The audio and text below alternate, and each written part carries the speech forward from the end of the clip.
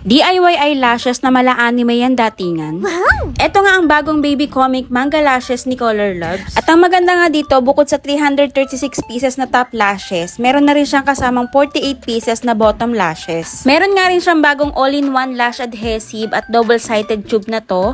Meron siyang lash glue and then lash remover. Ito nga ang gagamitin ko ngayon, so magka-curl muna tayo ng ating lashes. After nyan, i-apply nyo lang yung lash adhesive na para kayo nag-a-apply ng mascara. Pag kinuha nyo yung cluster dito sa Wisbook, isa roots nyo sa hawakan para hindi siya masira, then i-apply nyo lang sa inyong natural lashes. Hindi nyo na kailangan maghintay pa matuyo yung glue dahil super quick drying niya lang. Pag nalagay na lahat, i-press nyo lang yung cluster ng natural lashes nyo para mag-band siya together, and then i-apply naman natin itong sa baba.